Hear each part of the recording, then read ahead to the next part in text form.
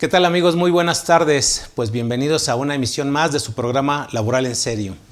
El día de hoy tenemos un tema muy interesante que seguramente lo van a tomar en cuenta en estos días y los que vengan, porque vamos a hablar de esa recesión, vamos a llamarle así, esa disminución de los salarios o esa recesión que nos va a traer como consecuencia una disminución de los salarios, entre otras cosas.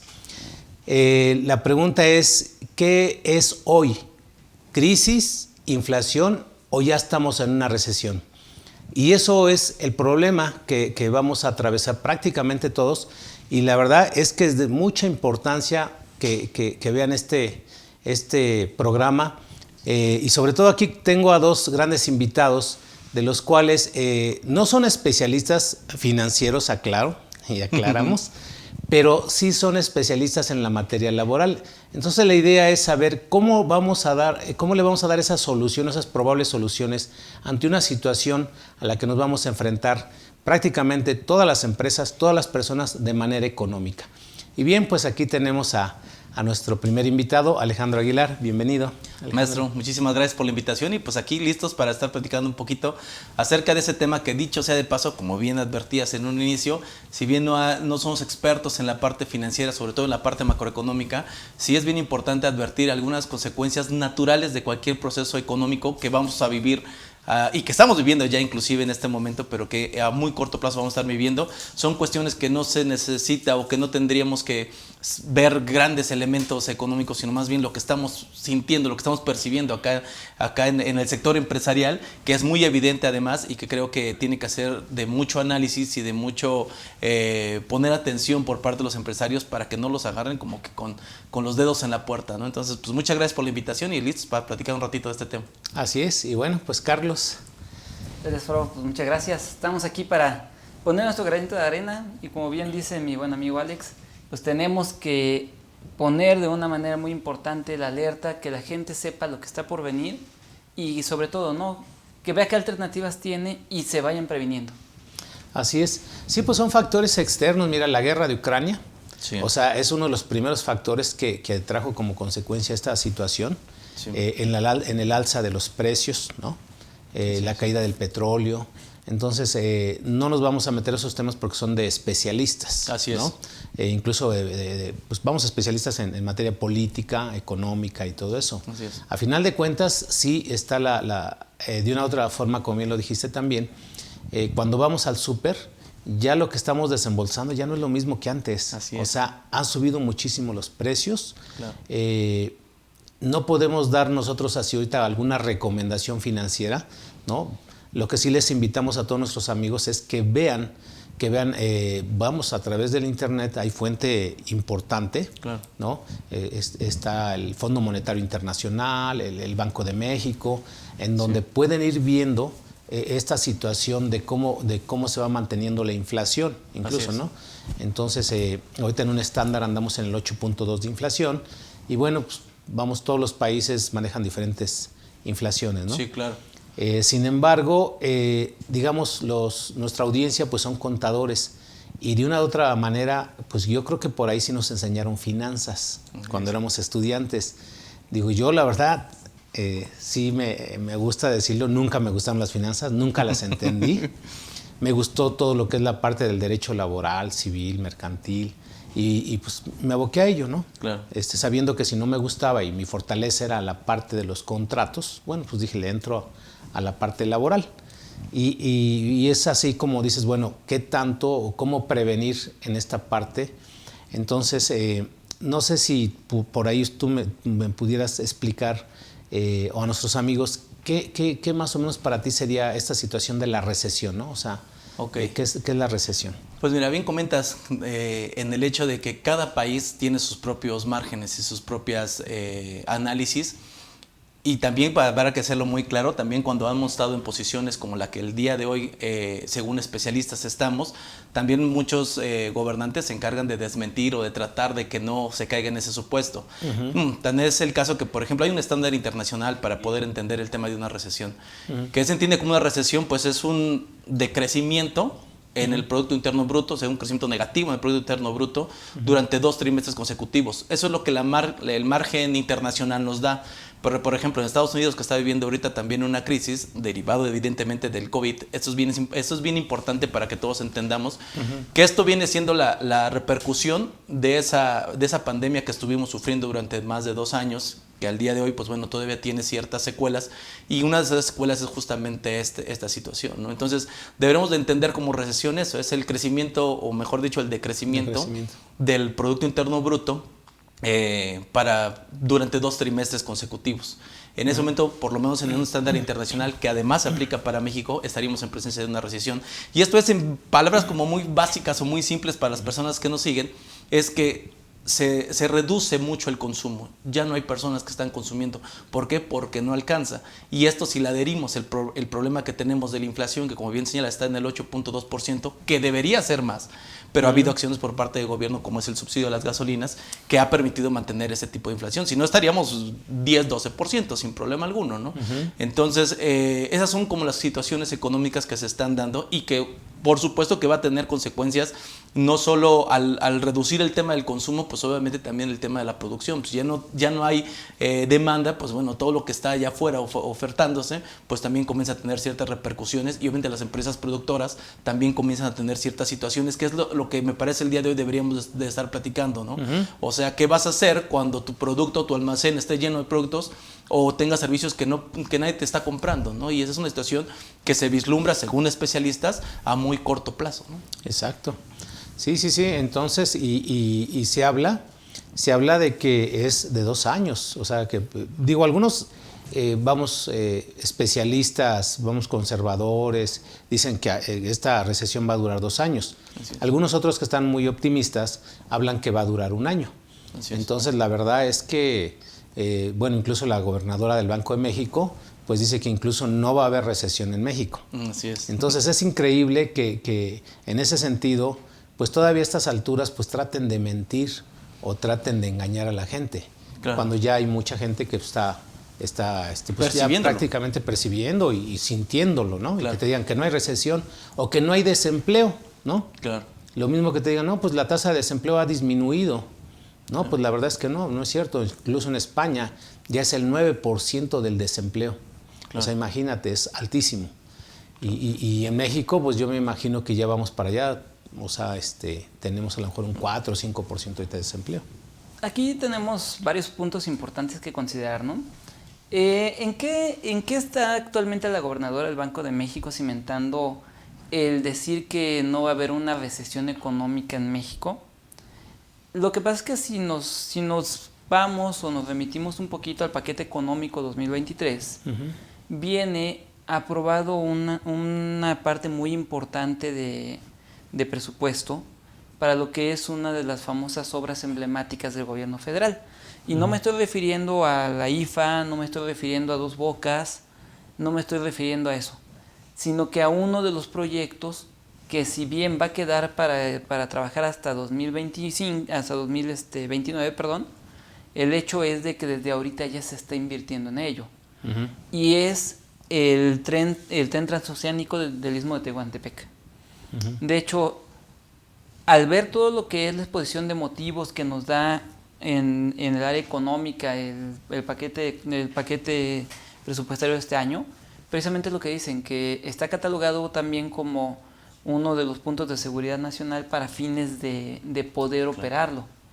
Y al ponerle que es para fines de seguridad nacional, significa que va a haber recursos sí o sí.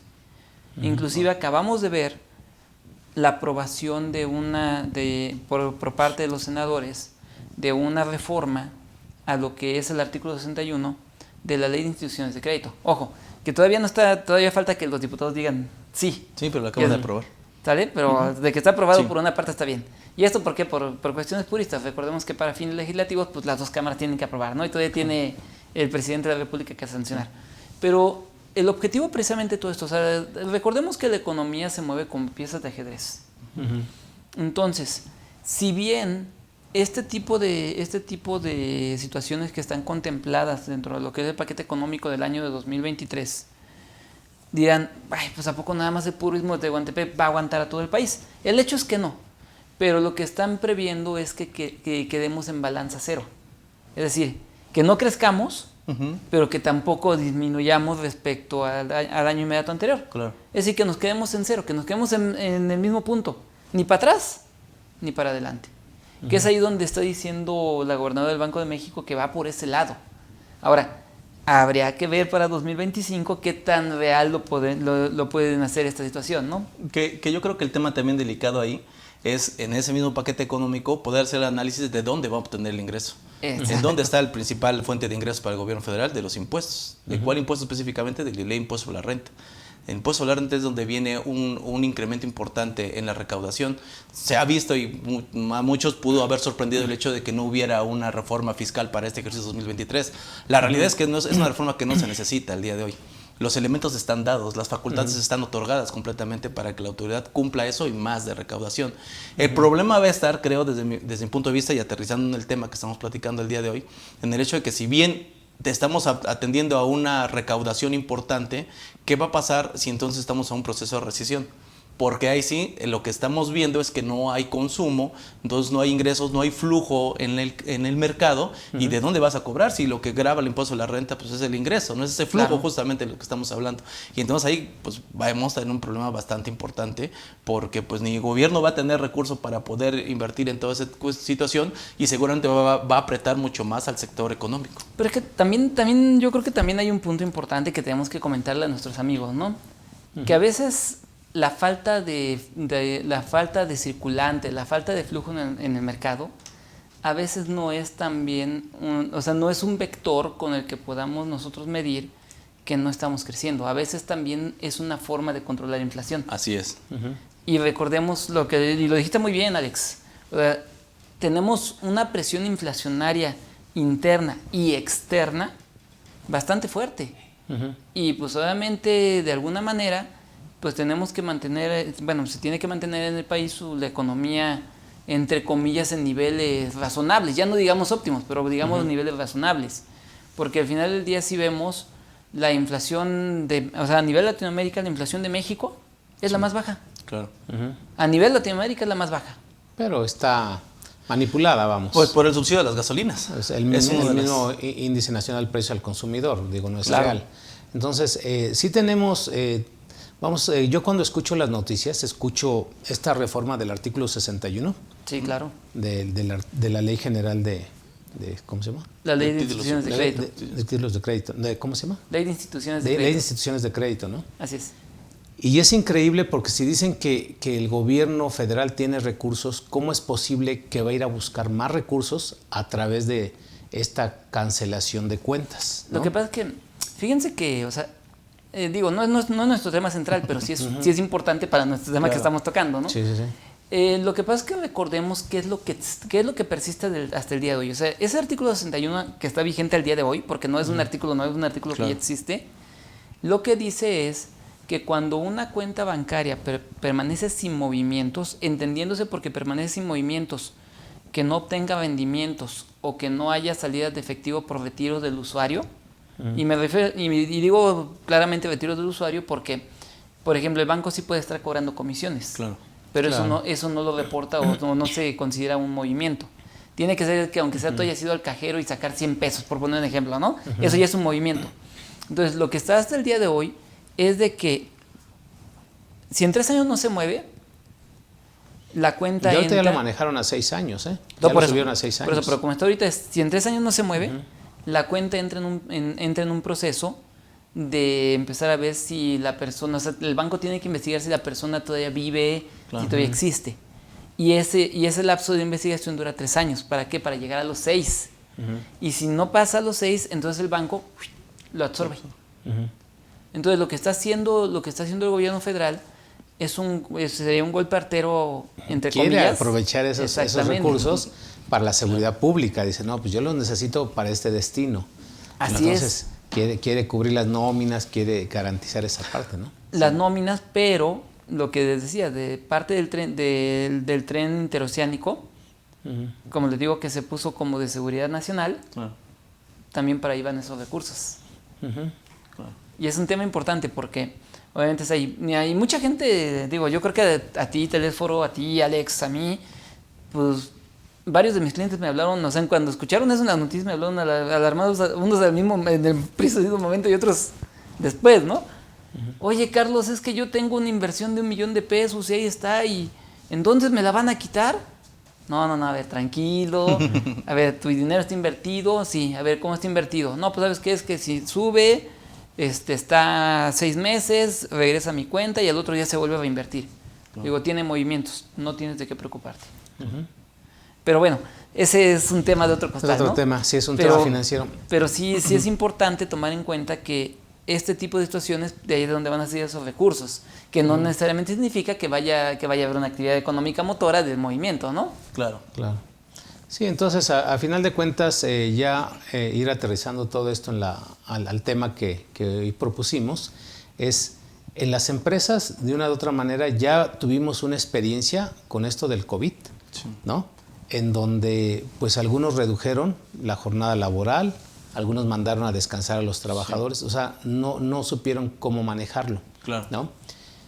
Hoy me enteré, no voy a decir el nombre, de una empresa que tenía a nivel nacional tenía 6,000 trabajadores a nivel nacional, pero acá en el norte solamente tenía como 2,500. O sea, la empresa prácticamente ya no existe desde el 2019, incluso fue un poquito antes del COVID, ¿no? Y es derivado de, quizá, por lo que yo me estaban platicando, de una buena decisión. O sea, tomar una buena decisión. Porque por ahí, cuando empezó el COVID, por ahí de abril, mayo, nuestro amigo licenciado Rubén Santillán propuso en algunas empresas que era mejor liquidar a los trabajadores, ¿sí? Liquidarlos con sus 3 meses de salario, ¿no? La prima de antigüedad y los demás derechos que se tenían. ¿Por qué? Porque en ese momento todavía la gente tenía un poco de recursos para poder liquidar a cierto personal o llegar a la negociación. Y muchos no lo hicieron y terminaron cerrando.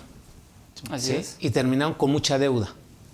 Entonces, esta idea de proponer este tema de una recesión, que aunque no somos los expertos, es dejarles en claro que tienen que tener alternativas allá en las empresas, ¿no?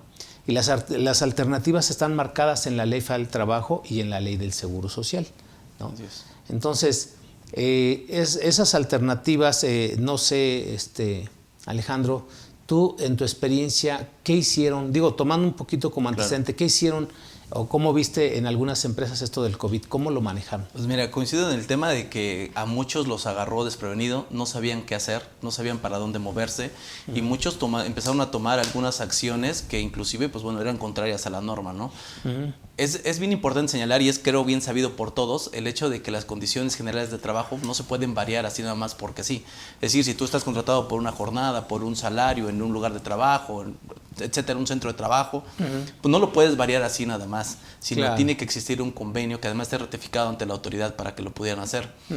Y sin embargo me llamaba mucho la atención porque la única forma, y si estoy mal ahí me corrigen, pero según yo la única forma o el único convenio modificatorio que no tenía que estar justamente ratificado a través de la autoridad laboral era justamente cuando existiera la contingencia sanitaria, ¿no?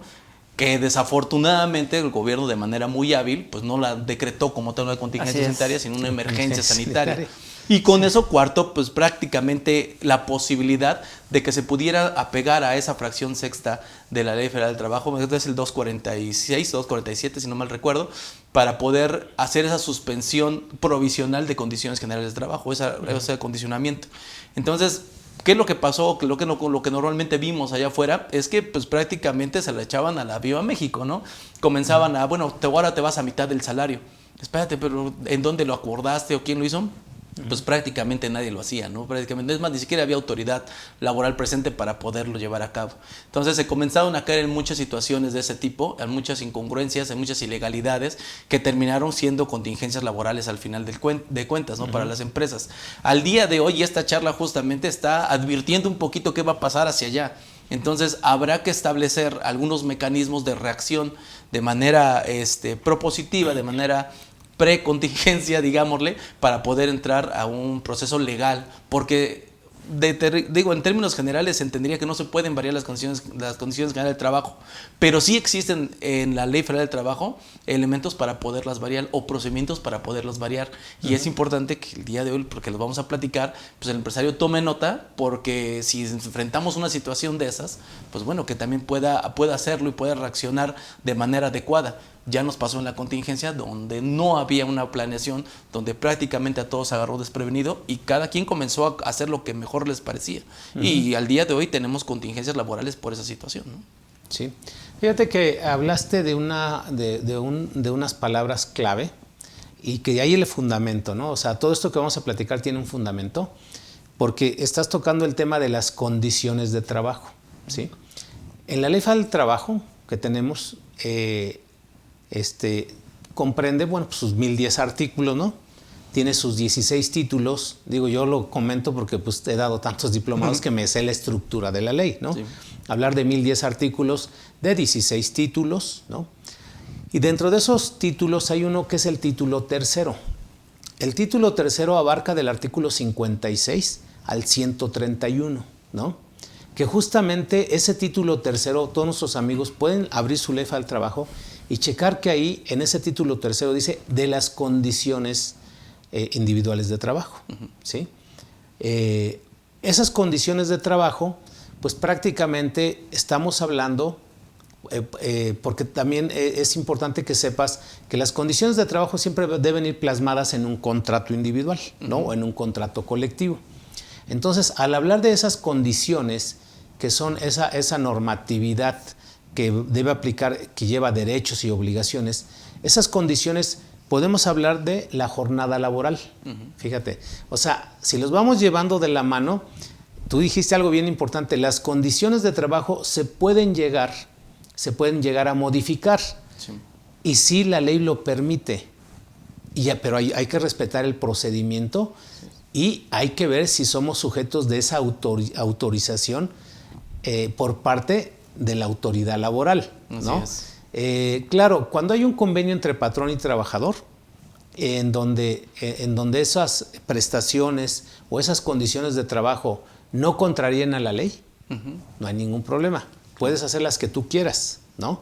Entonces, cuando hablamos de ese título tercero que habla de las condiciones de trabajo, esas condiciones pueden ser la jornada laboral, el salario, el aguinaldo, las vacaciones, los días de descanso, ¿no? Sí.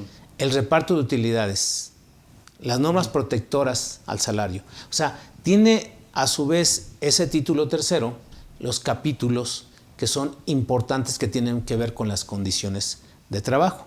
Luego entonces, si ya comprendimos que hay condiciones de trabajo que están dentro de la ley y que se refieren a esos temas que ahorita comenté, y que esos temas los hemos visto dentro de un contrato individual de trabajo, de un contrato colectivo, obvio que se deben respetar, ¿sí? Claro. Si la ley te dice que como mínimo, la condición de trabajo, que como mínimo tienes derecho a una prestación del aguinaldo de 15 días, se debe respetar, cuando menos esos 15 días.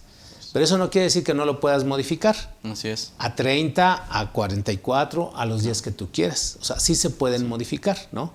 Pero también puedes, a la inversa, regresarlo de los 21, de los 40 que tengas, regresarlos a los 15 que marca la ley, ¿no? Entonces, así como ese tema, vamos a enfocarnos en dónde pudieran cambiarse las condiciones de trabajo de tal manera, Carlos, que no contrariemos a la ley o que no haya una violación a la ley o a los derechos de los trabajadores, ¿no? Claro, vamos a terminar diciendo cuáles son esos otros fundamentos ya. Si ya sabemos y comprendemos bien qué son las condiciones de trabajo, entonces ya después vemos si ya se pudieran modificar, cómo hay que hacerle para llegar a modificar las condiciones para que el patrón de otra manera pues tenga ese respiro, ¿no? Claro. Ese respiro, porque de otra manera no va a poder con todo lo que viene en 2023. O sea, yo estoy segurísimo que en 2023 muchos patrones, enero, febrero, van a sentir una crisis tremenda. Claro. Tremenda por el incremento de las cuotas obrero-patronales, ¿no? Sube el salario mínimo. Claro. Entonces suben los impuestos, sube todo. Y la propuesta de modificación de la jornada del trabajo, de los Más, días de vacaciones. sí, o sea, es como ya no dejar vivo al patrón, o sea, vamos a ver quién es el que va a aguantar más, ¿no? Entonces tenemos que prever o sea, no les vamos a dar la varita mágica, pero les vamos a dar algunas alternativas que legalmente las pueden hacer en sus empresas, las pueden aplicar, ¿no? Sí, sí, por supuesto. Mira, de hecho, no sé si me lo permitan, pero me gustaría definirle a nuestra audiencia lo que son las condiciones de trabajo, ¿no? Claro. Como bien lo dijiste, Telésforo es el título tercero, ahí se habla de las condiciones generales de trabajo y pues básicamente se define como aquello que pactaron patrón y trabajador a la hora de iniciar la relación laboral. Y para esto es importante comentarle a nuestros amigos que hay relaciones de trabajo mínimas de ley y relaciones de trabajo superiores a las de ley. En este caso, ¿qué vamos a entender? Una condición mínima de ley. No puedes tener una jornada que dure más de 8 horas. Sin embargo, la misma ley federal del trabajo permite hacer una modificación de esa jornada siempre y cuando sea en beneficio del propio trabajador. Ejemplo, si yo quiero que mi trabajador trabaje de lunes a sábado, pues se la pongo de 8 horas. Sí. Todos los días 8 horas, ¿no? Si hacemos la multiplicación, 6 por 8, 48. Descansas el domingo, ¿no? Pero ¿qué pasaría si nosotros queremos que el trabajador también descanse el sábado, pero aún así me cubra las 48 horas? Pues bueno, ahí es donde pueden venir ese tipo de acuerdos modificatorios, en donde yo puedo acordar con el trabajador, ¿sabes qué? De lunes a jueves, labórame 10 horas. El jueves me laboras 8 y descansas el sábado y el domingo. Entonces, mientras el patrón pueda justificar una razón lógica, y vamos a dejar entrecomillado, que beneficie a los trabajadores, normalmente la autoridad laboral no nos va a poner un pero por una modificación de la condición general de trabajo. Entonces, la condición general de trabajo, nosotros como patrones siempre tenemos que ir cuidando el ver que se cubra la mínima por lo menos. Y ahí voy a anunciar algunas nada más. Ya decíamos la jornada de trabajo, el salario mínimo en efectivo, ¿sale? También tenemos como jornada mínima los días de vacaciones, ya decía Alejandro hace un momento, con lo que se acaba de aprobar, que está pendiente todavía de que se publique en Diario Oficial, de los famosos 12 días de vacaciones. Tenemos también la prima vacacional mínima del 25%, en su caso la prima dominical mínima, que es igual al 25%. También tenemos lo que sería el pago del tiempo extraordinario elaborado en el caso de que esto suceda, el aguinaldo mínimo, que serían de 15 días, y la previsión social mínima, ¿no? Aquí es importante recordarle a nuestros amigos, porque mucha gente cree que la previsión social es algo totalmente adicional a la condición mínima de trabajo, y no es cierto. Recordemos que hay previsiones sociales que son obligatorias, y por mencionarles nada más dos: la habitación, que es pagarle las cuotas al Infonavit. Claramente la Ley Federal del Trabajo en el 141 dice que es previsión social. Previsión social, sí. Y la capacitación y el adiestramiento, que el artículo 132 de la Ley Federal del Trabajo dice que estás obligado a darle a tu trabajador capacitación y adiestramiento, inclusive becas, ¿no? Entonces, esto es la condición de trabajo. Sin embargo, como bien yo lo explicaba hace un momento, la condición de trabajo también puede ser superior a la de ley, que ya sería una condición de trabajo pactada. Y ahí es donde muchas ocasiones los patrones, como bien lo decías hace un momento, Telésforo, como bien lo decías, Alex, pues muchas veces los patrones, cuando estamos en tiempos de bonanza, dicen: pues trabaja bien Cristian, pues vamos a darle una beca. Vamos a darle a Cristian, vamos a darle 20 días de aguinaldo este año. Pero recordemos que ahí entra el famoso concepto de derecho ganado en materia laboral. Y también, obviamente, entran situaciones como continuidad en la prestación, que de repente decimos: pues ahorita estamos en épocas de bonanza, pues órale, vamos a entregarlo así, ¿no? Claro. Pero ¿qué pasa cuando viene la época de vacas flacas, que es la recesión? Y cuando dices: oye, ¿sabes qué, trabajador? ¿Sabes qué, Cristian? Ahora no te puedo dar 20 días, te voy a dar 15. ¿Pero por qué? Si ya llevas 3 años dándome 20. No, yo quiero 20. Oye, Cristian, pero mira, comprende. No. Si me has dado 20 todos los años, ahorita debes de tener para darme 20. ¿Cómo lo vas a hacer? Yo no sé, vende tu Audi, véndelo, pero yo quiero mis 20 días. Entonces, comienzan las situaciones en este sentido y es donde está. Y luego si se asesoran de gente como Pepe, que les viene a decir cosas raras, pues imagínense. Entonces, lo que tiene que entender el patrón es que a veces, y déjame también parafrasear a Rubén, ¿no? A veces parecemos tiranos, pero hay veces parecer tirano y tener claramente la perspectiva económica, que verte como buena gente y al ratito no subsistir. Claro. Y es donde viene el tema. O sea, si vas a otorgar algo, ve que verdaderamente tengas la viabilidad de poderlo dar y de poderlo mantener. Porque si lo otorgas nada más con tal de quitarte el conflicto laboral, pero realmente nunca hiciste un análisis financiero de viabilidad de si verdaderamente pudieras mantenerlo, es un gran problema en materia laboral. Siempre va a ser ese gran problema. Claro. Que ahí también, por ejemplo, habrá que advertir cuestiones que, como sucedió con la pandemia, pues nadie sabía que iba a venir una pandemia, ¿no? A todos agarra desprevenidos. Al día de hoy pudiéramos, en términos de lo normal, poder estar analizando qué se viene posteriormente, qué es esta recesión de la que estamos hablando. Hay como elementos para poder tomar cartas en el asunto. Cuestiones como, por ejemplo, que hace 2 años vivimos, en donde el patrón pues no tenía para pagar el aguinaldo, siendo que debió haberlo provisionado de manera mensual durante todo el ejercicio para poderlo pagar, pues situaciones de esas no se daban en la realidad, ¿no? Y terminaban siendo pues piedras en el zapato enormes para los trabajadores, para los patrones. Ahora bien, en medio también de lo que nos comenta Carlos, también habrá que ver que hay que también ir cambiando mucho el chip de parte del patrón para ciertas cuestiones.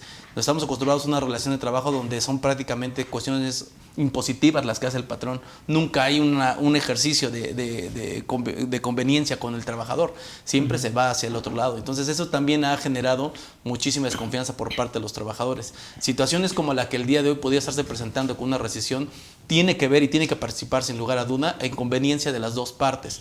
Porque este tema de hacer, por ejemplo, un paro técnico, como se conoce normalmente, que ahorita vamos a platicar, o modificar las condiciones generales del trabajo, tiene que ver con una buena relación, una buena comunicación con el trabajador. Deben de estar amalgamados completamente los criterios. ¿En pro de qué? Pues de que subsista la empresa. ¿De qué te sirve a ti, trabajador, presionar para que te den esos 20 días de aguinaldos y al final de cuentas no va a haber empresa al rato a la que le tengas que exigir esos 20 días? Y en eso se estriba el derecho social, que sería en este caso el tema de la Ley Federal del Trabajo, ¿no?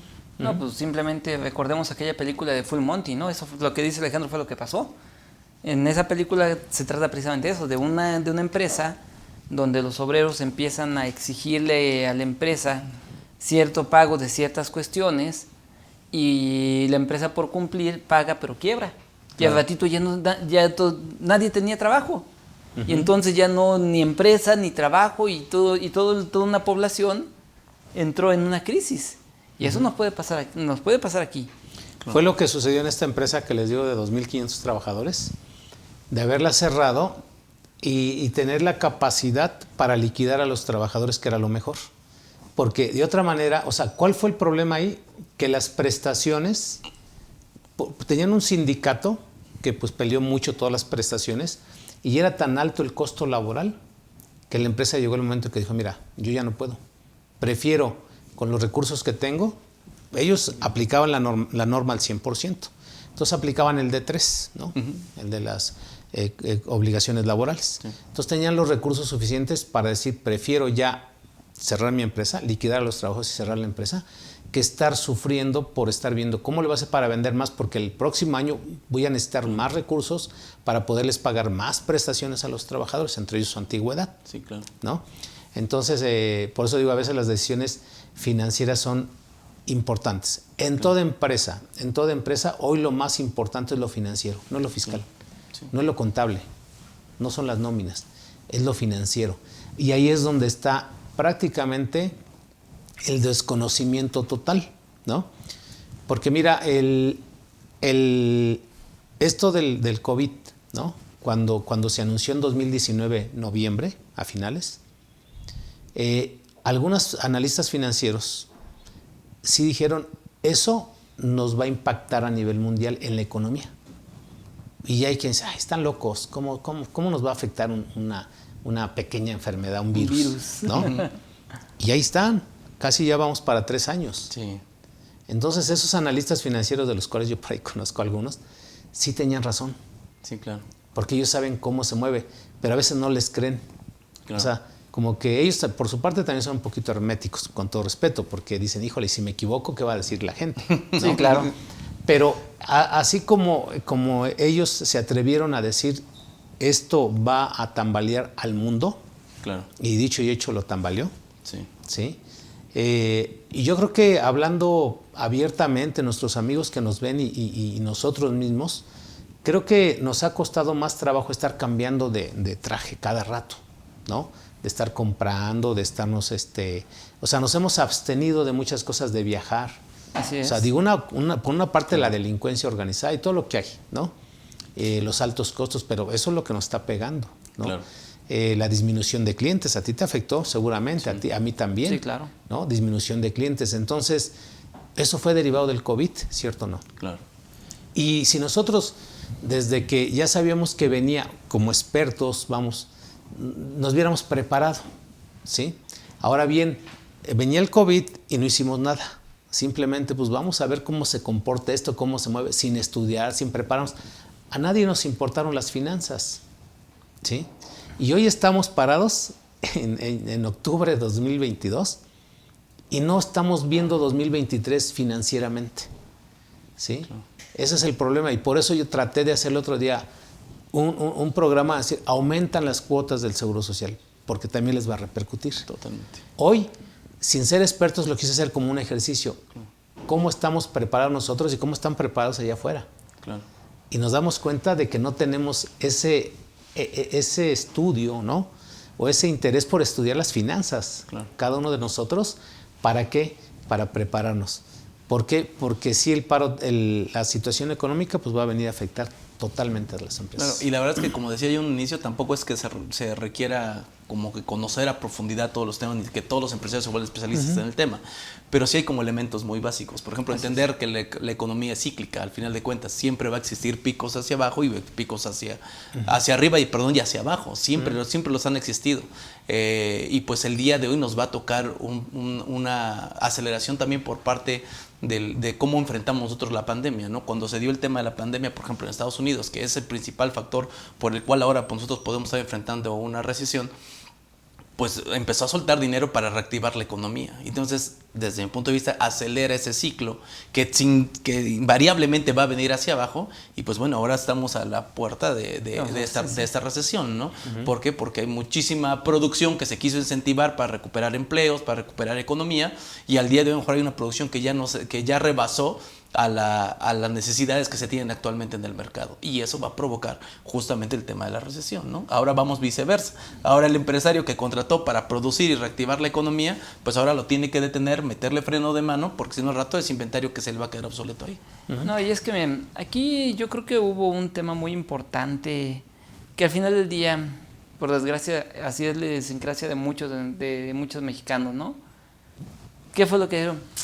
Pues con tal, cuando nos llegó la influenza, nada más nos metieron 2 meses a la casa y ya salimos todos como si nada. Sí, claro. Y eso fue, yo creo que el mayor factor que afectó a la hora de que se decreta la emergencia sanitaria. Uh-huh. Uno, basados en la experiencia de lo que pasó en la influenza, pues la gente dijo, fueron 2 meses, sí, 2 meses me apreté, a lo mejor de los 2 meses uno comí huevo, pero ya después volví a comer carne. Entonces la gente dijo, ¡ay, 2 meses! Y en lugar de agarrárselo como lo que verdaderamente era, que era guardarte en tu casa para una pandemia, todos lo tomaron como vacaciones. Sí. Para todos eran vacaciones gratis, digámoslo así.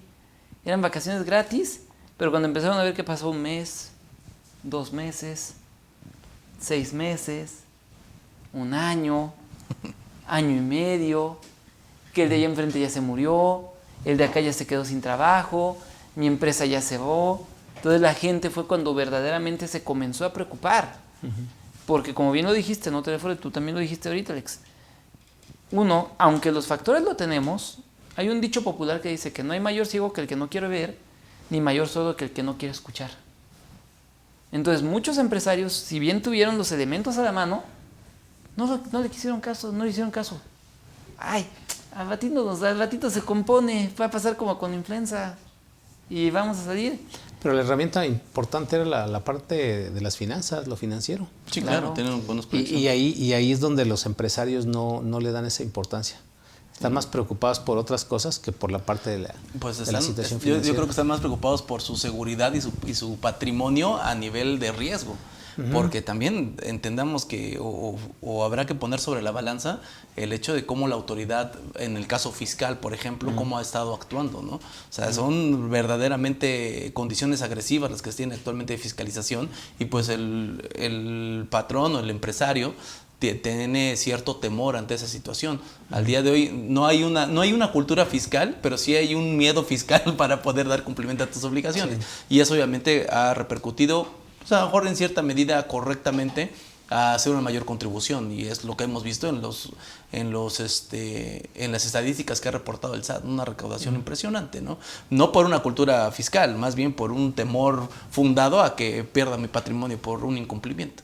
Creo que esa parte es importante. No sé qué tanto pueda ser sustentable en el tiempo una situación de ese tipo, ¿no? Pero en fin, perdón, adelante, perdón. Sí, aquí entonces con este avance que ya ahorita comentamos, de decir, bueno, revisen en las empresas que revisen sus contratos individuales de trabajo, que vean las condiciones que tienen, ¿no? Así es. Y con base en ello, vean también la parte económica, ¿no? De cuánto les está costando la nómina, la antigüedad de los trabajadores, y de ahí empezar a hacer un análisis financiero para tomar una decisión.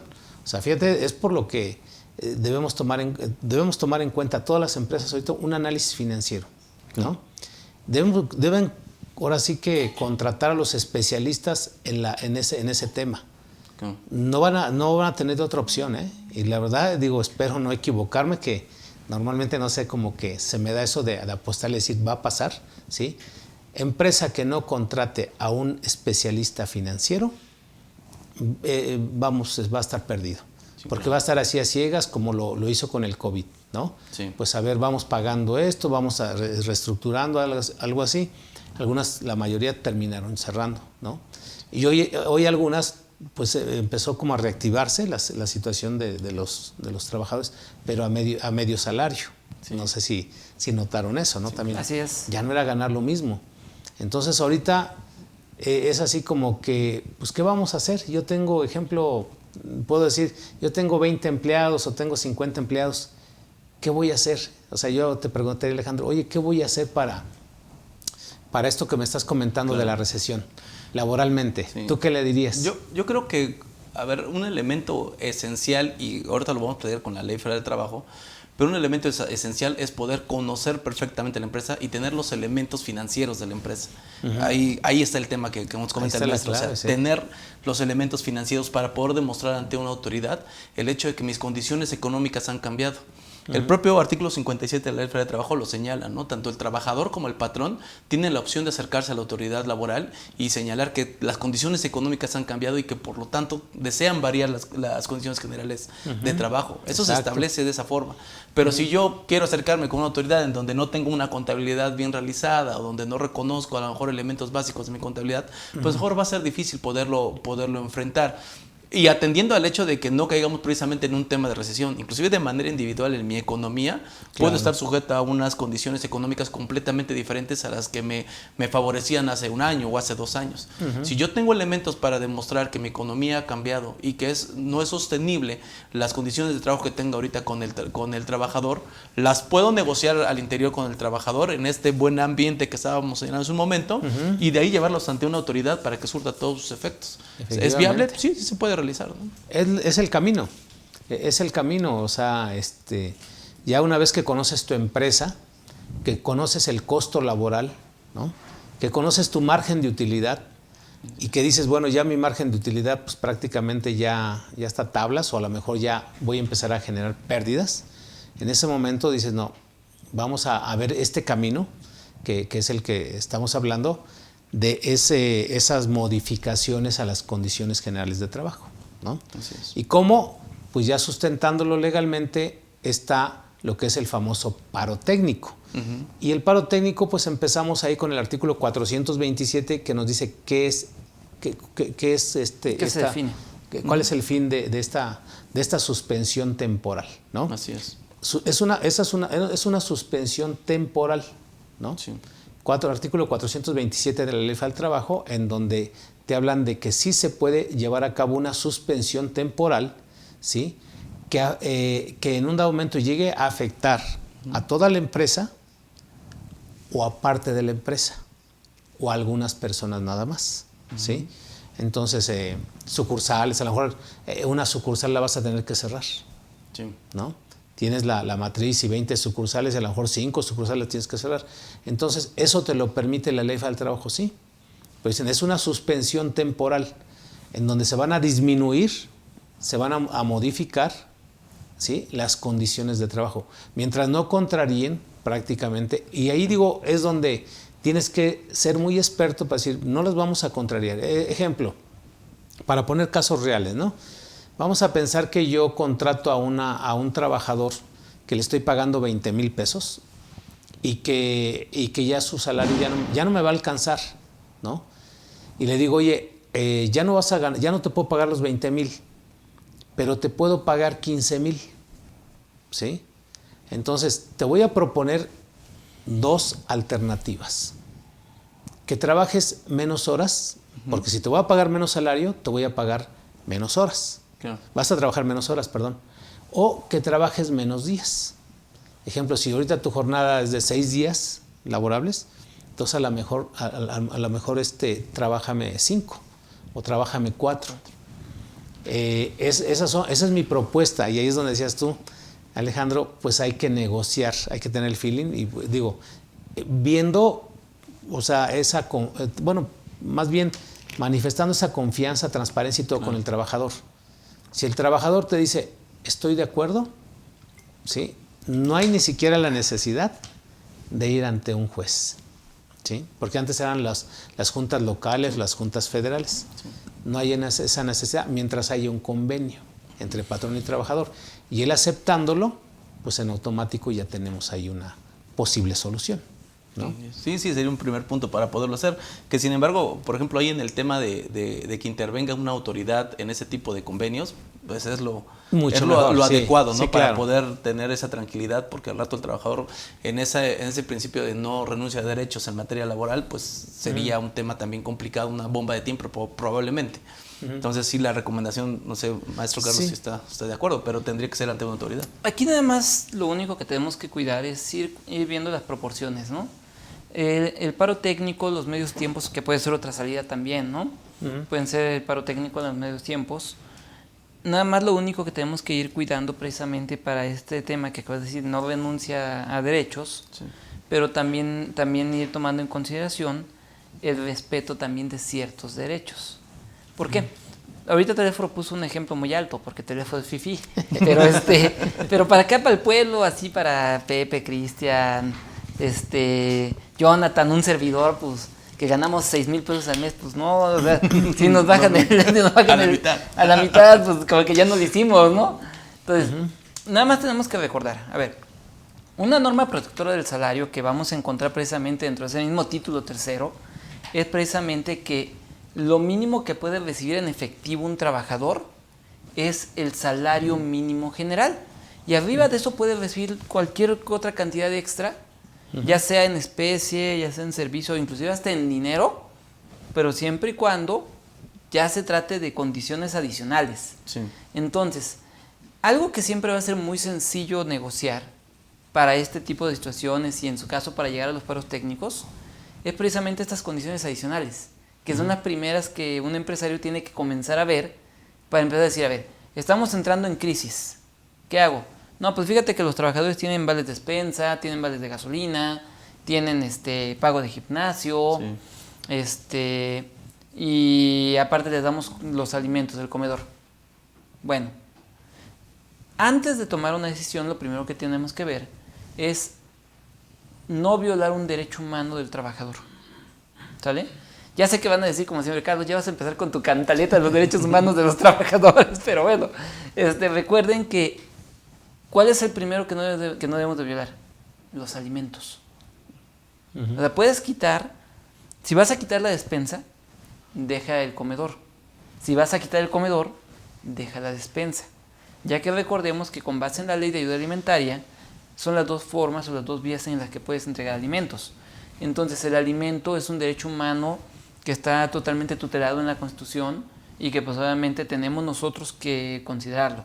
Entonces, empezar a ver, de esto, ¿qué sí violenta un derecho humano? ¿Quién no lo violenta? No, pues ¿sabes qué? El gimnasio no lo violenta, va para afuera. No, pues ¿sabes qué? La ayuda de gasolina tampoco lo violenta, va para afuera. Nos queda ¿qué? La comida y nos queda la despensa. ¿Cuál dejamos? Pues a ver, ¿cuál de los dos? Pues ¿sabes qué? Pues es que el comedor traemos el problema de que no nos ha dado los estudios de que es balanceado, bla, bla, bla. ¿Sabes qué? Pues el que trae más riesgo, déjale la pura despensa. Entonces, empiezas a quitar primero lo adicional. Ya después de que quitaste lo adicional, pues entonces sí ya fíjate en qué momento te puedes meter y hasta por cuánto te puedes meter con lo que son las condiciones generales. Porque ahí es donde definitivamente tendríamos que hacer la negociación que mencionabas, Telesforo, de ver, ¿sabes qué? Si te voy a bajar el salario, pues entonces sí, nos vamos a medios tiempos o nos vamos a una jornada reducida o nos vamos a una semana reducida y vamos viendo cómo mediamos. El chiste es de que tú no te quedes sin trabajo y de que yo como empresa pueda sobrevivir. Los dos tenemos que poner de nuestra parte, ¿no? Es un mutuo acuerdo. Claro. Sí, entonces, digo porque el peor escenario va a ser el tener que cerrar la empresa. Claro. Sí, ¿no? claro. Cerrar la empresa y pues insisto, todo esto es financiero. Sí, claro. Porque en estas corridas que yo les hace un mes di un curso, les decía, ¿quién hizo sus corridas 2023 en materia de las cuotas del Seguro Social 2023? Y pues nadie las había hecho, ¿no? Entonces, cuando ya llegue enero es cuando vamos a empezar a hacer los cálculos, porque a lo mejor dicen, es que no tengo lo que es el monto del salario mínimo para 2023, pues estímalo. Sí, claro. Así es. 15%, 16%, ponle ahí, y seguramente de 172 se va a ir a 200 pesos, ¿sí? Más o menos por ahí va a estar. Sí. Entonces con eso empieza a hacer el cálculo y también aumentale la UMA de febrero, porque todo eso te va a impactar. Nosotros hemos hecho ya corridas, entre esos el salario mínimo, la UMA y luego lo que es el porcentaje que se aumenta a cesantía en edad avanzada y vejez para el patrón exclusivamente, pues la verdad, poníamos que en un ejemplo de un trabajador, en un trabajador eran cerca de 1,300 pesos, ¿no? De incremento al año. Que dices, oye, pero ya en 10 trabajadores, pues ya se te dispara, son casi 20,000 pesos. Sí, y aparte habrá que analizar, bien decíamos hace un momento, el tema de los márgenes de rentabilidad que maneja la empresa. Porque hay empresas que tienen márgenes realmente muy pequeños. Y un incremento como los que se vienen ahorita para 2023, independientemente de la situación económica que tenga el país, pero se vienen incrementos importantes en el tema de retiros de vejez, el tema de las vacaciones, que a mí el tema de las vacaciones, si sirva de preámbulo esto para poderlo comentar. Porque, por ejemplo, no solamente se reforma el 76 de la Ley Federal de Taxes, es el 78 también, en donde te pide que sean 12 días de vacaciones continuas las que reciba el trabajador. Si 6 no se los quieren dar, ¿no? En muchas ocasiones, imagínate, 12. Eso va a llevar un costo operativo. No solamente un tema de que el trabajador se ausente 12 días, sino tiene que lleva inmerso un costo operativo para que alguien supla esas actividades. Entonces, ya si vamos analizando, como dice, puntualmente todas las modificaciones que se están teniendo, el patrón el próximo 2023 se enfrenta realmente un reto importante.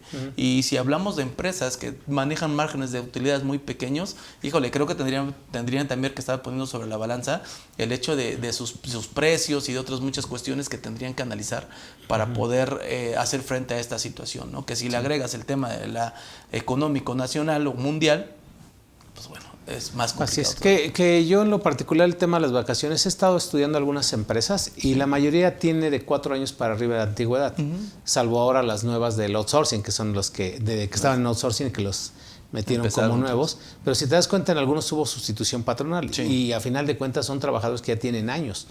Entonces va a repercutir muy poco solamente para aquellas empresas que contraten por primera vez o aquellos que tengan una rotación constante, pues ahí sí les va a pegar, que son los call centers. Exactamente, de hecho, ¿no? hay como empresas muy marcadas. Por ejemplo, el tema de call center que tengo pues un cliente cercano que hemos podido hacer ese análisis. el tema de empresas de limpieza, las famosas que tienen Repse, y el tema de seguridad, donde la rotación es impresionante. O sea, es una empresa súper grande y están todo el tiempo contratando y sobre nuevos proyectos. Y entonces ahí estás teniendo cuestiones que sí están impactando. Yo diría que podría ser hasta en un 20% del costo que tienes actualmente, según cálculos que nosotros hemos estado haciendo. Entonces, sí es altamente grave, sí, claro, sí tenemos que estar analizando muy bien a fondo qué es lo que está pasando. Y a lo mejor también sale a colación y resulta importante analizar que estamos hablando ahorita de estos temas de paros técnicos, toda esa cuestión de relaciones laborales que ya están vigentes al día de hoy, pero tampoco hay que echar a la borda el hecho de que tus nuevas contrataciones también tengas un análisis correcto de qué tipo de jornada le vas a dar, qué tipo de contrato le vas a dar, por tiempo determinado, por tiempo determinado, por hora determinada, qué aprueba, qué tipo de situaciones estás planteando tú en tu empresa, porque también es muy común que es un machote de contratos para todos, ¿no? Y todos entran igual y todos con la misma periodicidad. Bueno, a mí me ha tocado ver contratos que arriba dice Juan Pérez y cuando firma Luis López, ¿no? O sea, cuestiones de este tipo de que agarran machotes de contrato y que no se fijan en esas situaciones. Sí. Actualmente, y lo he expuesto en otros foros y en donde he tenido oportunidad de dar ciertos cursos, desde mi punto de vista la autoridad premia el aseo administrativo. La autoridad actualmente tiene cierta condescendencia con las personas que cumplen con un aseo administrativo correcto. Entonces, desde mi punto de vista, creo que deberíamos estar enfocando esfuerzos a que además de que nos conviene, pues también dar cierta cara de orden y de transparencia ante las autoridades de cualquier tipo. Así es. Entonces, cuando ya entramos a este tema de que una de las opciones va a ser el paro técnico, ¿no? Digo, para nuestros amigos que entiendan que paro técnico es una suspensión, ¿sí? O una modificación a las condiciones de trabajo, ¿no? Para hablarlo en español. Unas modificaciones a las condiciones generales de trabajo. Dentro de ellos está pues la reducción de la jornada o la reducción de los días a laborar, ¿no? ¿Cuáles serían los requisitos ahí para poder llevar a cabo este paro técnico? Bueno, lo primero que tenemos que tener o que debemos de hacer es identificar qué tipo de contratación tenemos, ¿no? Si contamos con contrataciones individuales o contamos con contrataciones colectivas. ¿Por qué? Porque como bien lo mencionaste hace rato, Telésforo, la Ley Federal del Trabajo en los artículos 427, 28 y 429, ahí menciona exactamente en qué casos podemos atender a este paro técnico, ¿no? Y el principal, o sea, y digo, amarrando con esto, un caso fortuito, fuerza mayor. Por ejemplo, ahorita que en el estado de Veracruz pues, pegó el huracán, pues obviamente imagínate los puertos o ciertas empresas que pues no pudieron trabajar y después de una noticia, quién sabe en cuánto tiempo van a poder trabajar, ¿no? Porque van a tener que reacondicionar nuevamente, bla, bla, bla. Ese es el tema de un caso fortuito, fuerza mayor. 2, una quiebra. Una quiebra también es uno de los supuestos para poder llamar a un paro técnico. ¿Por qué? Recordemos que el concepto de la quiebra no es que ya se acabó la empresa. Entró en quiebra, pero todavía puedo a través del concurso mercantil rescatar a mi empresa. Y parte precisamente de los supuestos para poder entrar en este concurso mercantil y salvar la empresa es una negociación con los trabajadores. Y esa negociación puede ser un paro técnico. Y también puede darse por el caso precisamente de, ya en ciertos sectores muy especiales como la mina, pues de que la veta ya se acabó de explotar o de que ya no tenemos ya sale demasiado caro la explotación del recurso natural, ¿no? Entonces, todos estos permiten llevar al paro técnico. Entonces, lo primero, identificar nuestro tipo de contratación. Segundo, identificar el motivo, ver si verdaderamente el motivo por el que me quiero ir a los medios tiempos, el motivo por el que quiero reducir, está precisamente permitido por este artículo de la Ley Federal del Trabajo. Y ojo, importante mencionarle a nuestra audiencia que independientemente de que sea una relación individual o sea una relación colectiva, ambas se regulan por lo que marca el 427 y 428 de la Ley Federal del Trabajo. Así es, digo, entre otros considerados importantes, la escasez de la materia prima. También. O sea, si no tienes la materia prima, ¿cómo vas a producir y cómo vas a vender? Sí, claro. ¿No? Sí, claro. Entonces eso te trae una consecuencia económica que dices, híjole, pues, me acuerdo de alguna empresa que fabricaba botellitas de plástico para el alcohol y para las pinturas y todo eso. Y se empezó a escasear el plástico, ¿sí?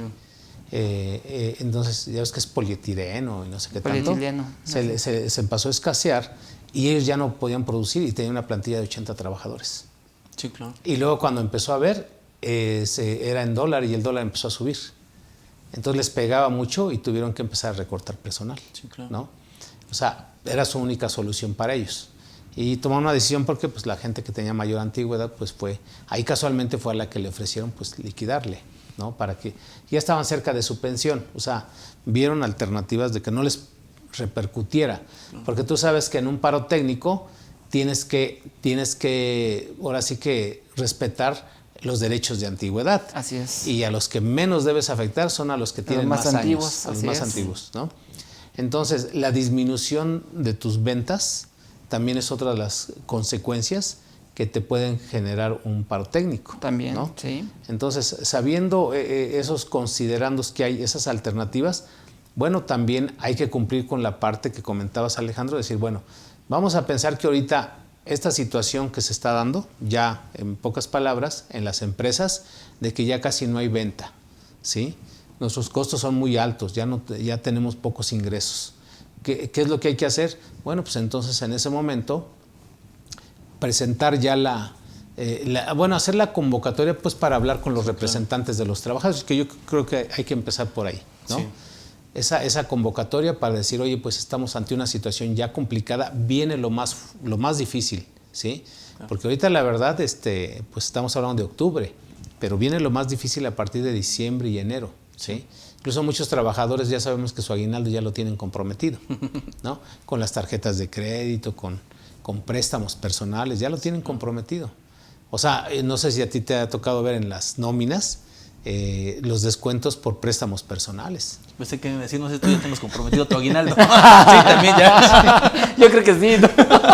Sí, también. Dígame quién de aquí tiene libre el aguinaldo. Sí. Y el ¿Qué que es tenga eso? libre el aguinaldo, que invite las chelas. Que tiene la primera chela. Sí, claro. Las primeras chelas. Sí, nosotros manejamos nóminas y vemos que a veces la nómina ya sale pues, al 50% y en algunos casos menos del 50% por tantos préstamos personales que hay.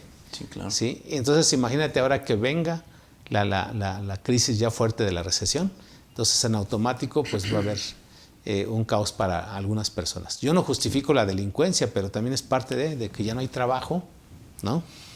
Y pues ellos de una de otra forma la gente tiene la necesidad de comer, ¿no? Claro. Digo, no lo justifico, pero hay personas que a lo mejor lo hacen por una necesidad. Sí. Hay quien los hacen porque pues, están mal, ¿no? Claro.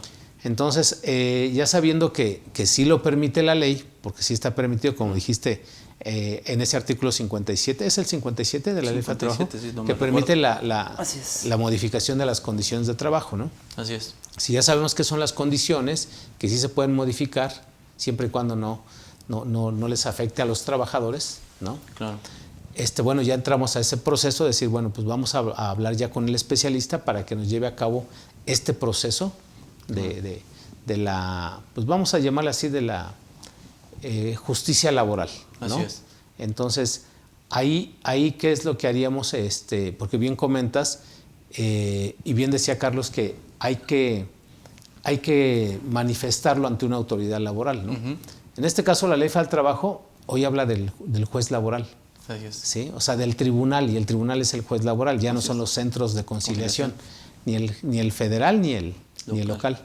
Así es. Ahora ya van a ser de los centros, del juez federal. Claro. Entonces ahí, ¿qué es lo que tendríamos que hacer para llevar a cabo Pues como decíamos un momento, el tema es primero hacer el convenio de manera interna, el poder identificar esas prestaciones que tenemos, qué es lo que se puede modificar, qué no se puede modificar, atendiendo también a su importancia y a su pues a su derecho humano y a todas esas cuestiones que el maestro Carlos nos ha comentado.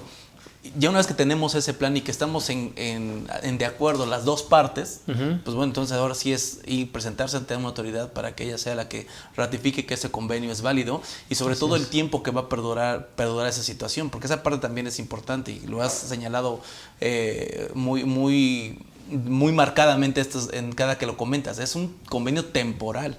De determinado momento esto va a tener que regresar a las condiciones generales que tenían anteriormente del convenio. Entonces es importante que conozcamos perfectamente a nuestra empresa y que tengamos una proyección adecuada para saber en qué momento vamos a poder revertir este convenio, que sin lugar a duda va a generar otra vez los derechos y las prestaciones como se tenían anteriormente. Entonces es importante por eso llegar con una autoridad con una idea súper clara de qué es lo que ya tú tienes analizado y previamente acordado con tus trabajadores, ¿no?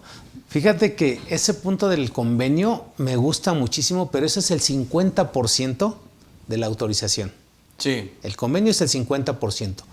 La materialidad y razón de negocios, el otro 50%, que es esa materialidad, esa razón de negocios, es los estados financieros, tus flujos de efectivo. Claro. Sí, claro. O sea, si tú no le pruebas a la autoridad que realmente ya tus flujos de efectivo no te dan más que para tratar de cubrir esas antes de irte a la quiebra, no te lo van a autorizar. Claro. O sea, tienes que comprobar que con tus flujos de efectivo, mis ventas ya proyectadas con base en todo esto que he vivido últimamente, pues prácticamente ya apenas si estoy en el punto de equilibrio. Claro. Entonces, la parte financiera que tú le demuestres al juez es el que va a valorar para decir si te lo autorizo, porque es una autorización ahí en este tema. Entonces hay que estar bien atentos. O sea, eso lo deben empezar a trabajar ya desde ahorita todos nuestros amigos que nos están viendo, ¿no? Claro. O sea, la parte financiera, sus estados financieros, ¿no? Sí, claro. Con todo lo que son las razones financieras, porque ahí sí va a ser bien importante que ahí sí aplique las razones financieras para poder demostrarle a un juez que realmente lo que vas a hacer de manera temporal es ayudarte, ¿no? Yo el otro día, por decirlo así, estaba hablando con un cliente y ahí enfrente de mí negoció la renta. Digamos, oye, pues fíjate que yo ya no puedo pagar esa renta de tanto, ¿no? Pero puedo pagar el 80% de la renta de manera temporal durante un año y ya después, si quieres, lo incrementamos. Entonces, así son las negociaciones. Pero eso lo van a hacer ante una autoridad también, ¿no?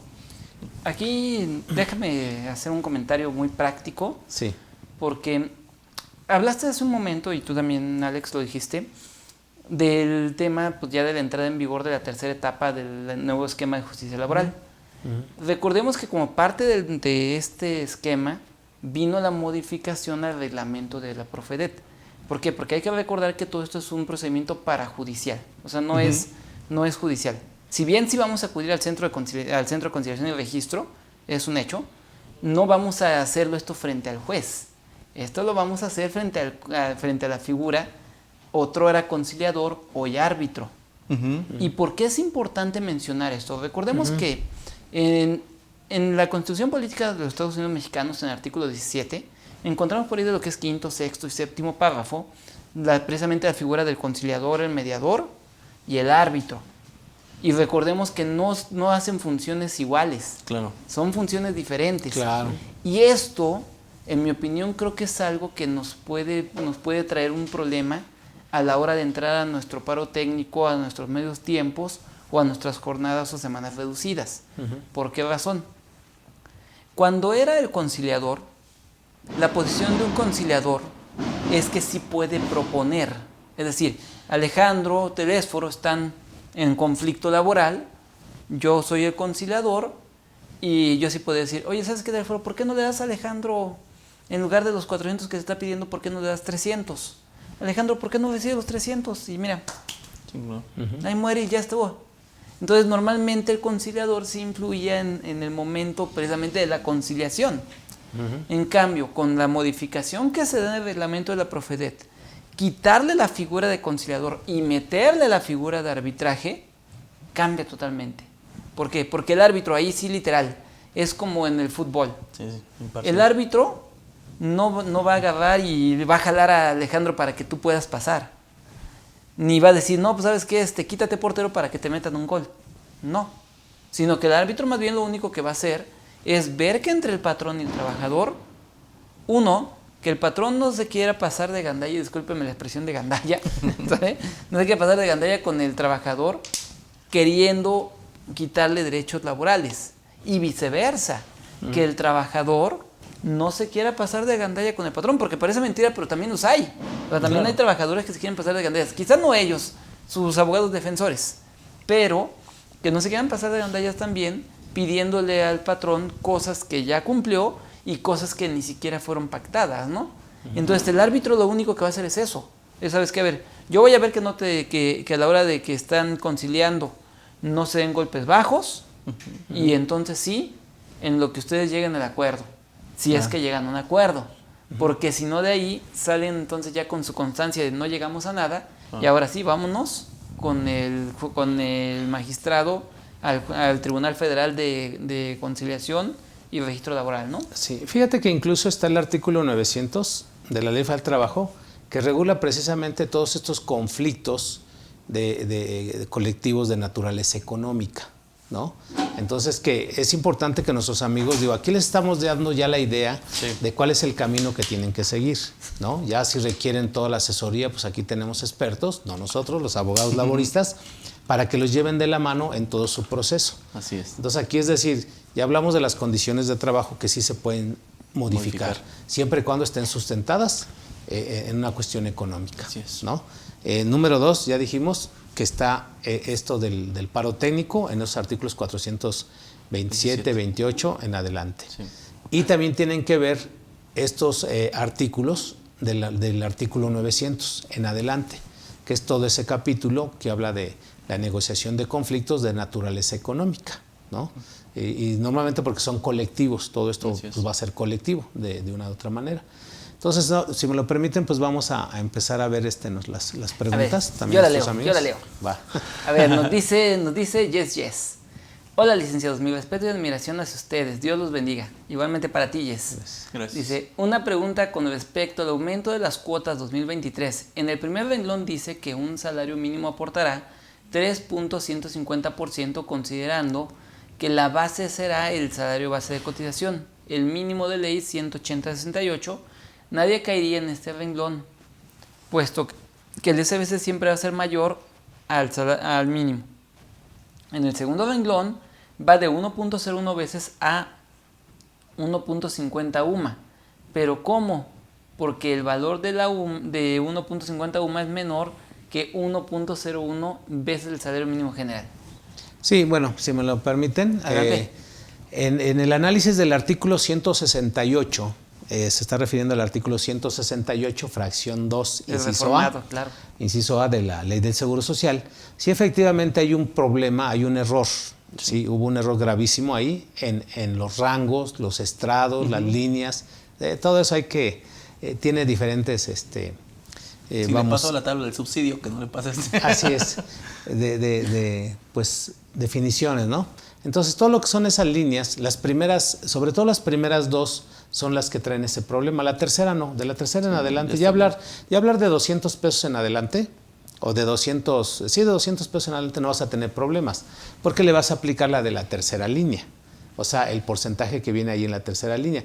Pero aquí, si se dan cuenta, se refiere a la primera y la segunda, ¿no? Entonces, ¿qué es lo que va a pasar? Seguramente, yo lo decía en un curso, una grande firma puede decir, me dejaste en estado de indefensión porque no sé cómo apliques. Es más, ni me dijiste cómo se aplica. Así es, no sé ni cómo. O sea, no sé el procedimiento. Todavía en la ley del impuesto sobre la renta, porque ya hay un precedente, ya hay un antecedente que la tabla del subsidio dijimos, si cae en este rango, le toca tanto. O del artículo 96. Al ingreso gravable réstale el límite inferior, pero eso ya lo tenemos programado nosotros, no lo dice la ley. Sin embargo, por ahí ha habido una jurisprudencia que las leyes no son diccionarios y que no son manuales, pero sí, en algunos te dejan en estado de indefensión. Claro, nadie se atreve a eso porque dicen, pues es como que por defender a los trabajadores echamos una broncota con el SAT, esa es la verdad, ¿no? Porque sí, alguna firma puede decir, yo no les retengo impuesto sobre la renta a los trabajadores, no sé cómo se hace eso.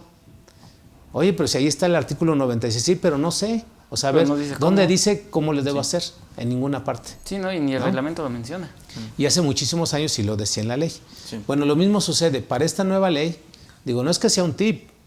Pues cualquier abogado, fiscalista y todo eso puede defender este rubro, ¿verdad? Y lo malo es que le pega a todo, porque pues, tú tienes que calcular las cuotas mediante el programa SUA. Claro, aquí hay que esperar cómo... Yo no sé los programadores los programadores del SUA, cómo le estén haciendo. Yo en lo particular dije, bueno, voy a hacer mi programita, ya tengo mi programa, ya diseñé la hoja de cálculo, yo tengo todo para 2000. Bueno, ya tiene 3 meses que desarrollé todo esto, he estado haciendo corridas, cómo va a afectar. Y en ese rubro sí me encuentro de que dejo que el sistema va y busque el porcentaje que le corresponde, ¿no? Okay. Entonces, digo, no tengo así como que la solución, porque en algunos les va a aplicar, o sea, por lo mismo de que dicen, empezamos con un salario mínimo y luego va de un salario mínimo a 1.5 UMAS, o sea, disminuye el valor.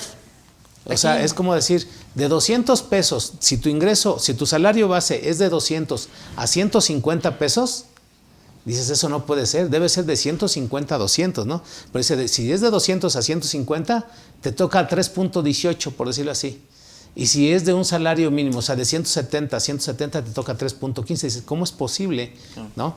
Entonces ahí el sistema va y determina que si es un solo salario mínimo, te va a aplicar el 3.15. Y si es más de un salario mínimo, o sea, que ande entre 178, 179, así sucesivamente, y pues sí, definitivamente te va a aplicar el de 3.18. Aquí, ¿qué tanto cabría? Yo creo que hay una situación importante porque la tabla del artículo 168 comienza diciendo salario mínimo. Y yo creo que ahí, si atendemos a lo que marca el artículo 123, apartado A, fracción sexta constitucional, estaríamos utilizando la palabra salario mínimo como un valor de referencia. Y entonces tendría que a ese primer rango también aplicarse UMA. Digo, nada más es un paliativo al final del día. Sí, claro. Pero creo que si nos vamos atendiendo o dándole el tip a nuestros amigos empresarios que nos están viendo para que puedan ver que el abogado agarre buen camino, pues empezar por ahí, ¿no? Decirle, ¿sabes qué? Pues que aquí no está haciendo una referencia y entonces estaría haciendo ese 168 de ley del Seguro Social contrario a lo que dice el artículo 123 apartado A, fracción sexta. Y ahí está todo, ahí está el origen de la defensa que estás hablando, ¿no? Sí. Sí, pero ¿qué trabajados? Digo, también hay, la mayoría de los salarios van a estar fluctuando, más o menos con base en mi experiencia, que ya tienen 250, 300 pesos de salario, ya están en la tercera línea. Sí. No van a tener problema. Incluso en un curso que dimos, estábamos viendo qué salarios promedio manejaban y la mayoría andaba en un salario de 8,000 pesos. Vamos. Así es. ¿Sí? Entonces, pues no les afectaba tanto la primera y la segunda, pero vamos a pensar que si hay empresas que son las que luego quieren manejar salarios mínimos, a ellos a los que les va a tener que afectar un poquito ese porcentaje. Hashtag, tengo el mismo caso, ¿verdad? Tengo el mismo caso. Así es. Y lo que dice también Jessy es que eso de que no les va a aplicar a nadie el primer rango, yo en lo particular sí lo he hecho.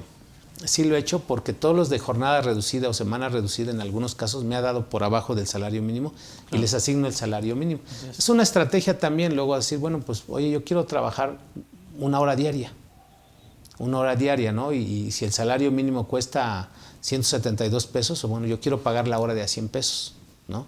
Sí, claro. Entonces, obvio que ahí tienes que dar de alta al trabajador con un salario mínimo, sí, claro, ante el Seguro Social, pero eso no quiere decir que no le puedas pagar 100 pesos la hora, porque en proporción está ganando, ya poníamos el ejemplo la otra vez, ¿no? Sí, si un auxiliar contable gana 12,000 pesos, trabajando una jornada de lunes a viernes, 8 horas diarias, pues el que trabaja la mitad debe ganar la mitad, claro, ¿no? Sí. Y entonces no tendríamos por qué decir que estamos afectándole sus derechos. Definitivamente. ¿Sale? A ver, nos dice Luisa Flores, ¿qué pasa con inversión en CETES? Me imagino yo que se refiere, Luisa, al comentario que hacíamos de lo que es la ley de instituciones de crédito, ¿no? Para poder quedarse con los recursos. Exactamente. En este caso, Luisa, no pasa nada porque al final del día una inversión sube y baja en algún punto, Luisa. Entonces, ¿a qué me refiero con sube y baja? En algún momento la hago, es decir, invierto mi dinero, quizás se quede ahí un año y pues luego tiene que regresar a la cuenta eje o tu cuenta bancaria y eso ya es un movimiento. Entonces no te va a aplicar el tema del artículo 61. Nos dice Dari Romero, en mi experiencia aguantaron un año y comentaron los despidos después por negociaciones pagando de 2 a 3 meses después. Comenzaron, yo imagino, los despidos. Comenzaron, ¿no? sí. ¿Y que se refiere a lo que pasó? Lo que pasa es que yo creo que lo que comenta Dari, pues básicamente fue lo que mucha gente hizo, ¿no? Sí, claro. O sea, y por desgracia, como bien lo decías tú, Alex, y creo que ahí es donde está el tema, muchos pues se fueron por el camino optimista. Un año sí lo aguanto. Pero yo creo que lo correcto era, como bien decías tú, Telesforza, era verlo frío. O sea, por desgracia a veces al empresario mexicano le gana el corazón en lugar de la mente. De, ay, es que si los corro... el valor sentimental, el valor sentimental a su negocio, vamos. Así es. Es que si los corro, ¿qué tal si mañana ya quitan la pandemia y luego con qué opero? Entonces muchos sí, efectivamente. De hecho, yo creo que esto que nos comenta Dari fue pues la principal,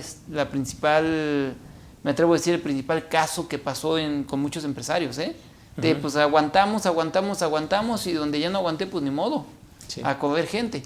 Cuando desde el principio pudiste haber corrido gente, financieramente te puede haber costado mucho menos, porque de todos modos terminaste pagando una liquidación. Sí, mira, ahorita lo puedes hacer todavía. En nuestra propuesta hace 2 años, era decir, de tus recursos que tienes ahorita, de tus fondos y todo, chécalo. Si realmente ya no te va a dar para pagar salarios, llega la negociación mejor. Oye, te voy a pagar tus 3 meses de salario, ¿no? Entonces dame la oportunidad, te voy a pagar en 3 meses. O sea, sí quiero liquidarte. 3 meses de salario, te voy a dar tus 12 días. Entonces te va a costar 3 meses. En una negociación hasta dices, bueno, va la prima de antigüedad y 2 meses, ¿no?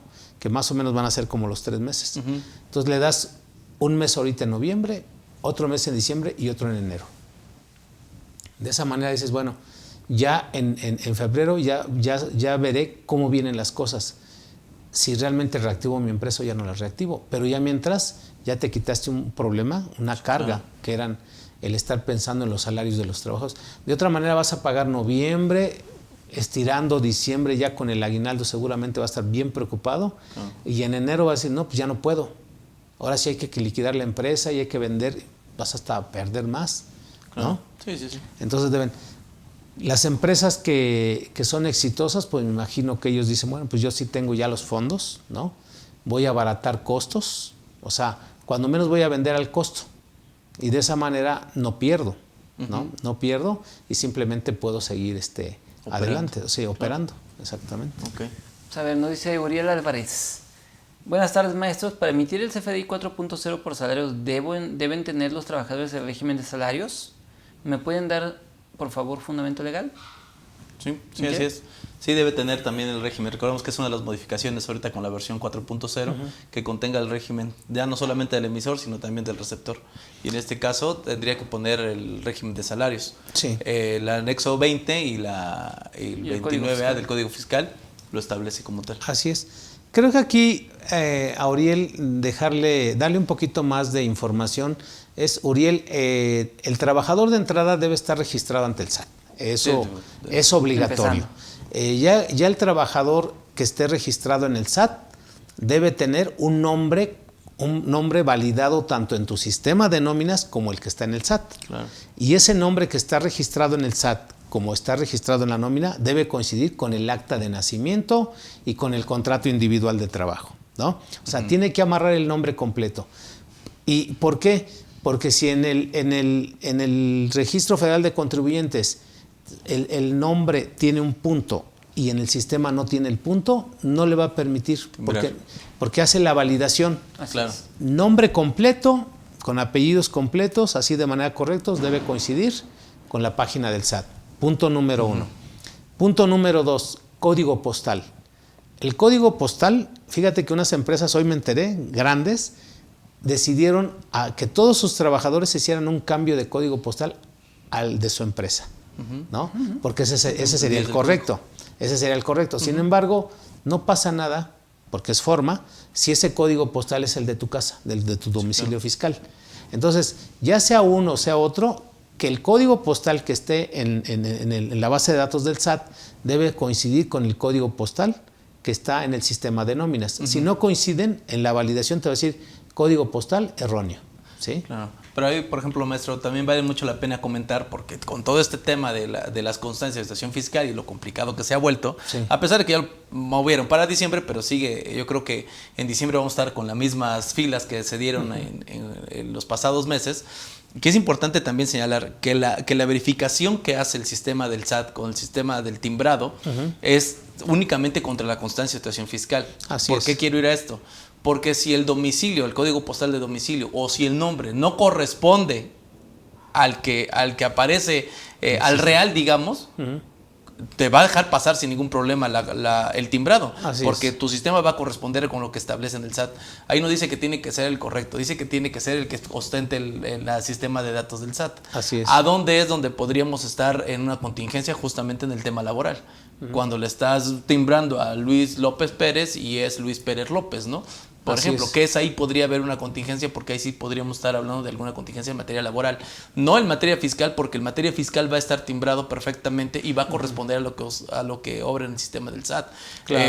Y eso es para también no meternos en más complicaciones. El tema del código postal es lo mismo. O sea, hay trabajadores que tienen el código postal del primer patrón que tuvieron hace 20 años, ¿no? Así es. A lo mejor hace 15 años. Incluso pueden ser los dos. Digamos, yo en el sistema de nóminas tengo un código postal particular, el de su domicilio, y el código postal fiscal es diferente porque es el que corresponde a la empresa. Claro. ¿No? Entonces, cuando hago la validación en el mismo sistema, yo manejo el sistema Aspelnoy, entonces cuando valido los datos del trabajador para ver si me permite timbrar, me dice, le doy ahí validar y me dice nombre del trabajador validado, ¿sí? Código postal correcto, ¿sí? Y luego ya régimen fiscal correcto. Entonces ya te tiene ahí, porque si no tienes el régimen fiscal de asalariado no te permite, no te lo permite, claro. No te permite timbrar tampoco. Así es. Y también digo, nada más como un comentario adicional, recordarle a la gente, porque por ejemplo está dando ahorita mucho el fenómeno de trabajadores nuevos que no tienen el RFC y la empresa los está mandando a, no, tráeme todo el RFC o no te contrato. Bueno, recordemos que la obligación marcada por ley es que el que lo tiene que dar de alta es el patrón. Recordemos que es el 99 de Ley de Impuestos sobre la Venta el que dice que tú tienes que inscribirlo. O sea, que es la obligación del trabajador es darte los datos para que tú lo inscribas. Sí, pero ya la realidad, mira, ese artículo 27 y está la plataforma y yo he mandado genero el archivo y lo mando como parte de mi obligación. Eso nada más es para dar un cumplimiento para mí como patrón. Claro. Pero hoy en la parte de los requisitos para el timbrado, pues obligan al trabajador a que esté registrado. Claro. ¿Sí? Y el mismo 27 del Código Fiscal también obliga a que ellos ya deben tener, ya los mayores de 18 años deben estar registrados. Entonces, todos nos conlleva, es forma. Forma. Ahorita, como bien decías, que los sistemas de nóminas pueden tener datos diferentes y nos pueden traer un problema laboral, aunque fiscalmente sí se esté timbrando. Digamos, esa es forma, porque el fondo va a ser que exista una bitácora de servicios, que haya un pago de salarios, ¿no? Una transferencia al trabajador. Y todo eso es el fondo, eso es lo que más vale. Que ya en la parte laboral, oye, es que le pagaste a fulanito de tal, sí, a nombre de quién le cayó el dinero. Claro. Sí, ya ahí entraríamos a otras formas para poder comprobar que se pagó, ¿no? Entonces, es forma, pero sí, tu observación es muy buena, hay que irse regularizando. Así Ahora, yo creo que a mí en lo particular, hay como el 10% de los trabajadores, de los que yo he analizado, que fíjate, casualmente no estaban inscritos en el RFC. Así es. La mayoría, el 90% sí estaban inscritos. Estoy hablando de varias empresas. Hace poquito de 5 trabajadores que tuvimos que timbrar su nómina, que me dijo, oye, ayúdame con el timbrado. De 5, solo 1 no estaba inscrito. Y sacamos la cita para 2 días, no sé ahí cómo lo hicieron mis gestores, la consiguieron y timbramos a los 2 días. ¿No? Ya está resuelto, ya son los 5 días. Pero nosotros porque tenemos el gestor, pero piensa que el contribuyente de a pie no lo tiene y tiene que chutarse su mes y medio. Claro. Sí, y miren. Claro, pero desde junio les dijimos que lo tramitaran. Claro. Ya, vamos, ya. ¿Tú crees que una cita no les pudo haber salido en 3 meses? No, por supuesto. Claro que sí les debió haber caído en 3 meses. Digamos, al que se formó en la fila virtual 4,300 ya salió. ¿No? Pero ya deben ser los menos. Lo que pasa es que hay algunas empresas que todavía falta. Yo me doy cuenta porque en el área de soporte técnico nos piden mucho el apoyo. Sí. Y no han actualizado los sistemas. Sí, claro. ¿No? A ver, nos dice la siguiente. Nos dice Álvaro Martínez. Buenas tardes, gracias por el tema. Una pregunta. ¿Se han encontrado casos en su experiencia profesional en los que se le retenga más del 5% de Infonavit a los trabajadores? Y si es el caso, ¿estas diferencias son sujetas de devolución hacia el patrón o hacia el trabajador? Gracias y saludos. Más del 5% no. Bueno, Bueno, nosotros las bueno. aportaciones es del 5%. Yo creo que tenemos que empezar por decir que no es una retención, o sea, que es una Exactamente. aportación, ¿no? Así es. Sí. Sí, exactamente. Digo, la aportación, la obligación, artículo 29 de la ley del Infonavit, que obliga a sus patrones al 5% sobre los salarios base de cotización, ¿no? Pagados. Sí, claro. Digo, a mí no me ha tocado el caso que se pague más. Es al contrario. Al contrario. Muchas, Sí, que se veces, baje. Sí, muchas claro. veces hemos retenido de menos. De menos, claro. Y Pero en tenemos que... amortizaciones, ¿no? Así Retenido es. en amortizaciones y pagado además en cuotas por alguna situación. Así Mira, es. supongamos que a lo mejor tuvo algún tema de que el salario del trabajador era 189 pesos y le pusieron el SUA 198 pesos. El clásico, la la dislexia volteada. numérica, ¿no? Sí. Supongamos que hubiera sido ese caso. Digo, y ojalá sea tu caso en este caso, para Ejemplo. para esta persona.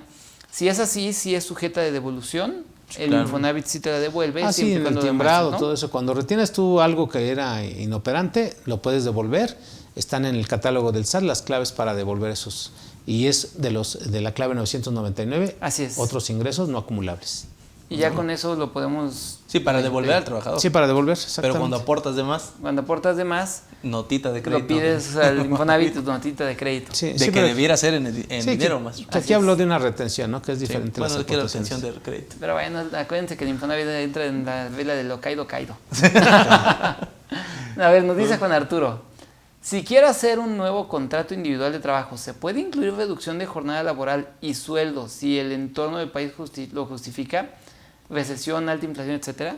No, los contratos que se tienen, eso se tienen que respetar. ¿Cómo están? El convenio es el que le va a dar vida a esa suspensión temporal o disminución de las Sí, de las claro. condiciones. Además, por ejemplo, en el ejemplo que nos pone, no podrías contratar a una persona pensando en que vas a afrontar esa recesión. Tendría que haber condiciones generales de trabajo que posteriormente a través del convenio se puedan modificar atendiendo a la estabilidad o al margen económico que tengamos. Así es. Sí, Quizá pero la- ahorita no vamos a hablar de cambio de contratos, o Sí, sea, ¿no? simplemente es un convenio en donde hay que acordar las nuevas condiciones temporales de trabajo, Así es. ¿no? Quizá Y lo que nos autoricen además. Quizá lo que podríamos hacer, o lo que podría hacer Juan Arturo es trabajadores de nuevo ingreso, ya contratarlos con diferentes condiciones de Exactamente. trabajo. Sí, Eso así es, sí, sí. pero los que ya tiene O que liquidarlos y recontratarlos, Sí, ¿no? así Que es. claro. también se va a poder. Sí, claro, nada más cuidando el tema de simulación, ¿no? Sí, Claro. sí, Subsiste que hay la una materia de razón, trabajo. aquí hay una razón de negocio, ¿no? Así es. A ver, nos dice Rafael. Dice, el pago de prima vacacional por esos días adicionales será un concepto que forma parte del salario. Y bajo los términos de la ley del Seguro Social integral el salario base de cotización del trabajador. En consecuencia, en el pago de cuotas de oro patronales IMSS e Infonavit, al ser un pago derivado de la relación laboral, ¿también impactará en pago de los impuestos locales sobre nómina?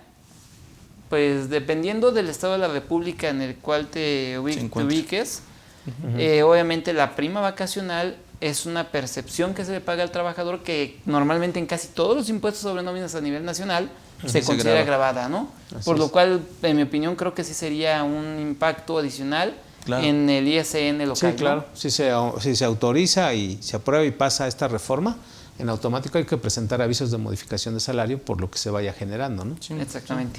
Además, nos tendremos que estar olvidando de ese famoso 104520 de factor de integración mínimo, Sí, Así es. sí. porque ahora va para arriba también. Así es. El 1.0. Bueno, pues, 452, ¿no? Sí.